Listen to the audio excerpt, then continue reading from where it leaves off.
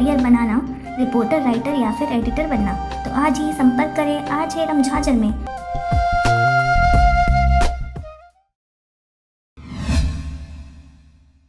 नमस्कार, आप देख रहे हैं RJ रम झाझर और मैं हूं पुखराज सिंह। बिलासपुर में लगातार आपराधिक घटनाओं में इजाफा देखा जा रहा है।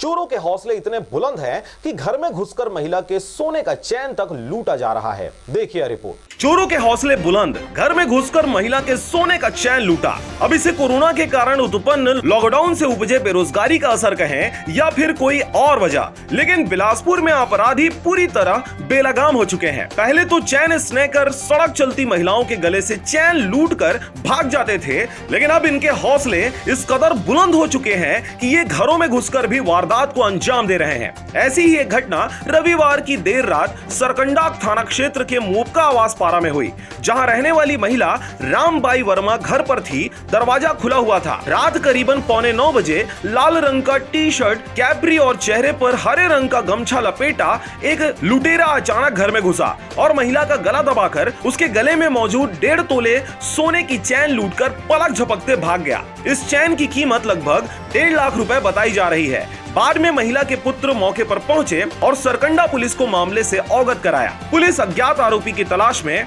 जुटी हुई है। बिलासपुर से रविंद्र टंडन की रिपोर्ट, RJ रम झाझर।